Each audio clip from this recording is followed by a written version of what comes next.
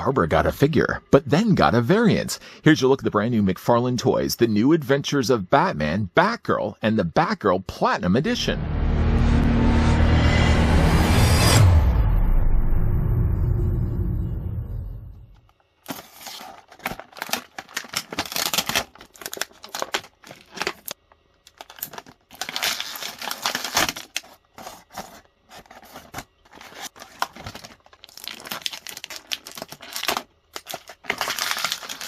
A playboy billionaire by day, Bruce Wayne's double life affords him the comfort of a life without financial worry. A loyal butler turned guardian and the perfect base of operations in the ancient network of caves beneath the family's sprawling estate.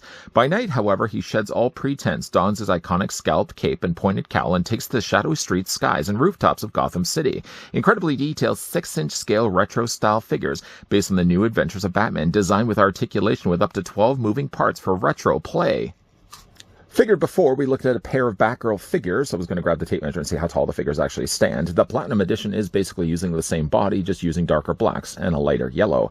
Both of them come to us from the folks over at McFarlane Toys. And speaking of which, I'd like to thank the folks over at McFarlane to provide the sample, get that all out, to provide the sample of the New Adventures of Batman, not only the regular release Batgirl, but then the one that I'm currently blocking with my hand, the Platinum Edition as well. Both figures, though, stand about 5.5 inches in height, or the figures are 14 centimeters tall. Oh, and by the way, this does complete now the New Adventures of Batman figures from the folks over at McFarlane Toys. Here's what Batgirl looks like with the earlier looked at Cape Crusader Batman. Here's also what she looks like with the Boy Wonder Robin. Here's also what Batgirl looks like along with a very small, unarticulated Batmite. Then on this side, on the other side of Batgirl, the variant edition, here's what she looks like with Commissioner Gordon. The Joker, one of my personal favorites from this. Here's also what she looks like with the pink version of the Riddler.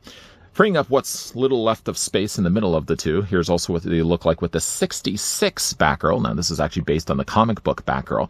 Now, they are going to be using a lot of the same molds. It looks to be the torso, the arms, and all the lower legs are going to be shared between the two. Some slight variations, I think, have been changed, but mostly they are using the same body. They're also using the same accessories that came included with this Batgirl as well. Those accessories are a pair of batarangs and a pair of bat cuffs. Both the figures come included with a pair of each, although with both of them they're molded differently in different plastic. You can see that one that comes included with the Platinum Edition is going to be cast in black plastic, while the one that matches, of course, the cowl and the cape is going to be molded here in blue plastic. The bat cuffs are going to be exactly the same to one another as I hold both of them. I did also want to bring in the one that we got here from the 66 Batgirl, so you can see the differences. That, yeah, they're all going to be the exact same mold. They're just, of course, molded in the coloring of plastic more to accurately match the colors of their costumes. They also do come included with tiny little batarangs. I was surprised, in fact, I didn't end up losing these. Tiny little batarangs, and again, they happen to be using the exact same one that came included with, again, the 60s Batgirl, just molded in, again, different colored plastics. Unfortunately, though, one thing does carry over by using the same molds, my same complaint that I had really when looking at the Batman, is that only one of the figure's hands have a gripping option, which means when it comes to displaying the figures, you really only have the option of using one hand to either use with the bat cuffs or the batarang. You can't have both. I think in a case like this, it would have been nice if they had retooled brand new hands, at least on then the other side, so then you could have had the figure with gripping hands, and she would have had the means to hold accessories with both. Picking up, though, one of the Batgirls, just to put the bat cuffs inside her hand. At least the plastic for the grip is pretty soft, so it's very easy, in fact, to actually get the bat cuffs in there. You can also do the exact same thing then with the Batarang. Let's just take that out, put the Batarang in her hand. The Batarang, though, being as small as it is, what I usually like to do is keep the middle part resting against the thumb, as it's less likely to fall out of her hand. I don't want to be jinxing myself by saying that. As we are currently having this Batgirl in hand, while we get a closer look at her first. Now, she is the standard release. The next one we'll be looking at, still part of this review, is going to be the Platinum Edition that swaps then the gray and the blue out for a very dark blue and a very, very dark black. Head sculpt on this one, I think, looks a lot more like the original 70s cartoon. If you are looking just to only get the one that looks like the cartoon, then this one really fits the bill perfectly. It doesn't have the painted in eyes. Well, it does, but the eyes are painted much more darker black. When we look at this one, she's actually going to have bluer eyes, but this one looks more like the original Filmation cartoon. I do like the longer hair that they've given her also as well. Painted really nicely, I will say, also in red. And the cowl is painted a very nice pastel blue. The costume consists of mostly a light gray, and then she got these nice yellow accents that pop on this, bringing back in the original 60s Batgirl, so you guys can see. They are using, yes, the same torso, same arms, If anything, you could say the only thing that's different is the fact they had to resculpt a brand new utility belt, as the original one wouldn't have made any sense based on the New Adventures of Batman. This one has pockets, this one has the symbol in the middle, this one has actually just an outlined symbol, and it has, instead of pockets, swapping it out for tiny little capsule containers. Other than that, though, it looks to be the exact same figure, right down to the actual boots. The boots look to be exactly the same, and they also carry over one other continued problem with using small feet like this. Both Batgirls have a real tough time standing. At least this one does have, like the other Batgirl, have peg holes on the undersides of her feet. So yeah, even though she doesn't have a display stand accommodating her, she does have at least the means that you could use yourself a display stand, like just happen to have one right here, and just attaches on the bottoms of her boots. Just like that, so you can have the figure display. Usually when it comes to figures that have really small feet like this, I venture right away to the idea of displaying the figures with the display stands, just because, again, I don't want to come down one day down the stairs where all my collection happens to be and just notice the Batgirls falling onto the floor. Now, of course, the one thing that also carries over from the original Batgirl is the same pattern of cape. The cape itself is using a soft goods material. I always really like the material that they use for the capes. Unfortunately, by the way they attach it, they always end up being a little boxy on the top. I wish they were a little bit more fitted to the frame, but other than that, it's a really nice material, at least, that they've used. Original Batgirl would have had it then in yellow. This new Batgirl has it nicely in blue. The articulation on this Batgirl does have the head swivel back and forth. You can take the arms and you can rotate them, although I've really noticed with the arms on this Batgirl, they're really tight. I guess tight would be better than loose. So you can just bring those arms out, forward again, forward and back on the arms, just really tight in the shoulders. She has a single hinge only in the elbow. The arm does at least rotate back and forth, and there's a swivel in the hand right around. The only other thing I would say as well is that where they've actually painted the glove, I feel like they've painted too much of it. See on the top there, it's actually, they put the hinge joint as being part of the same yellow plastic. So it does mean that the glove unfortunately carries a little bit further than what it needed to do. Batgirl, the original Batgirl, also had that same problem where, again, like the sculpting of the peg happens to be, well, again, actually one thing, if you bend the elbow on this one, you can see that she's got still a darker purple peg or hinge joint, so it does match the coloring of the top of the suit. Whereas this one, they actually use the same hinge joint in yellow, so unfortunately it makes the gloves look a little bit unrealistically long. The figure does have a swivel, like I said, in her hands. You can swivel her back and forth on the waist. No splits again on the legs on these, but you can bring the legs forward and back. She has a hinge only on the lower leg. It does allow at least the lower leg to rotate, and she has no articulation in the feet. Again, nice looking figure. I think really, honestly, if you were going to be only just, say if you only had the budget to get one of the Batgirls from the New Adventures of Batman, I think if you want the one that looks more like the cartoon, get this one right here. The Platinum Edition does do things nicely, but I feel like it's a figure that's painted in the wrong way for this line. Picking her up right now, getting a closer look at the head sculpt right now. I mean, obviously this one has a lot more additional paint that's been added to the eyes, where now the pupils are painted in blue. There's certainly a lot more life and personality in this one. Comparing really the two, picking up the two Batgirls up right now, again, I like the more simplified look on her face, especially if you want these on display looking like the cartoon.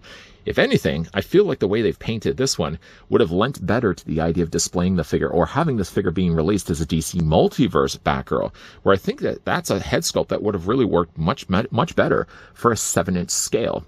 Of course, the rest of the bodies are going to be exactly the same. One thing to note, though, is that the yellows are a much lighter yellow here on her. Of course, the colors to go with the black. This one has a much warmer looking yellow. I like the yellow much more on this Batgirl than I do on this one. The yellow does certainly pop, though, with this one, because, of course, it has the backdrop of the black plastic. The bodies are going to be exactly the same, though. I really do like the dark blue, but I feel, again, like if I'm going to be looking to display this on the shelf as specifically the New Adventures of Batman, this Batgirl, I feel in a way, is too heavily painted. Painted in a good way, yes, but I feel like it doesn't fit necessarily with the scale and the vibe of having these on display as the New Adventures of Batman. If anything, I feel like this head sculpt would have worked so much nicer for a DC Multiverse review, or DC Multiverse figure release. But again, like the cape is going to be exactly the same. The pattern work is cut the exact same way, so you've got little points down below. And again, I really like the material on this one. Unlike the Batman we also looked at before, I never had an issue really with the tape either, because the cape was a little bit shorter on Batgirl. They really did have to fix the problems with having the capes taped down, because every single time you tried to peel the tape away, it ended up just destroying the end of the cape. Batgirl didn't have that because the cape was a little bit shorter. Again, you got some really nice painted boots in there as well. The paint, I think, on the lighter yellow, there's a few little areas that it doesn't seem like it covers completely. You can see maybe a little bit of the black plastic bleeding through. But overall, though, it's a really nice Batgirl. I just don't think it fits well with just the vibe that it's supposed to be for the New Adventures of Batman. Now, again, like the articulation is going to be exactly the same. I did notice, though, on this Batgirl that the head is going to be a little bit on the more looser side. Head hinges up and down. Again, you can move it back and forth. Swivel in the waist. Again, yada, yada, yada, all the same thing on the arms. You can bring the arms out, forward and back, hinge on the elbow, all that fun stuff that we've already tackled already. No splits on the legs, but again, you can bring the legs forward and back, hinge, swivel, and that's it. Nice looking Batgirl. I mean, again, just for the fact that I'm saying that this is supposed to be based more on the cartoon line makes me feel then I would lean more to getting this figure solely if my budget only permitted me picking up one of these Batgirls. I do like the coloring on this one, but I feel like the coloring, again, works much better if they could only transfer some of the ideas that they did with the Platinum Edition Batgirl from New Adventures of Batman, if not only just carrying over that color scheme and the way that they've actually sculpted the face to something we would have gotten instead with the DC Multiverse, maybe Classic Edition Batgirl. Bringing back in, again, the Batman figures we've already had a look at. There's Batman. There's, again, Robin. I know we've already brought these guys all back in, but we're going to bring them back in again. And again, there's Batmite. Really a nice looking wave. There's still opportunity. I think there's still a lot of character territory to cover when it comes to McFarlane's team doing more of the New Adventures of Batman. The one I'm really the most interested in is a Clayface. I do hope at some point we are going to be getting ourselves a Clayface. You know what? Why not? We got a little bit of space here also on the other side. Seeing as we have brought in the molds before to show you that, again, they're using the molds again. Here's what they look like with the 60s Batgirl. Yeah, I really like this line. Again, like the coloring on this one, I just don't think it fits necessarily with, again, the scope of this is supposed to be like based on the old 70s cartoon. But I did think that they did a really good job of painting Batgirls, enough at least, where one looks completely different from the other. I mean, really, to look at the heads and the way that they're painted, looking at this one, it's hard to really believe that they're using the same head sculpt as the standard release Batgirl. Succeeding in getting Batgirl in poses like this relied heavily on the idea of using display stands. While unfortunately none of the New Adventures of Batman figures come included with them, you can still easily use display stands that McFarlane team have packed along with other figures, as the holes in the bottoms of their feet are universally sized holes. Now, when it comes to certainly displaying these figures, I think I might just end up displaying the blue cowl, or let me just rephrase that because obviously they're both blue cowl, the darker blue cowl black outfit Batgirl. I might just end up displaying separately. I do really like the look of it, but I feel it stands out so much when you have the figure displayed with the rest of the New Adventures of Batman. Sticking, I think, with more the classic look of Batgirl in the lighter gray, the yellow, and the pastel blue, I think works much better for the New Adventures of Batman. But don't think that just because of that, I'm going to be putting the other one away.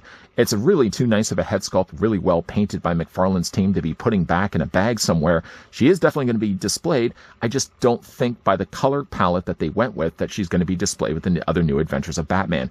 Of the two figures, which one do you think is the nicer looking Batgirls? Let me know down below in the comment section. Once again, yes, a big thank you to the folks over at McFarlane team that did provide the sample of the brand new McFarlane toys, the New Adventures of Batman, Batgirl, and the Platinum Edition Batgirl. If you guys did enjoy this video, I want to hit a like. And if you guys are loving the content you guys are seeing and you'd like to stick around for more, if you haven't already done so, make sure you hit that subscribe button down below and you're turning on the bell notification. Wait, what? You want a little bit more McFarlane toy reviews? Okay, well, in the meantime, until something else pops up here on this channel, popping up, though, will be a playlist of all the other things I've looked at from McFarlane Toys, with many more to follow. As always, guys, thanks for watching. See you guys next time.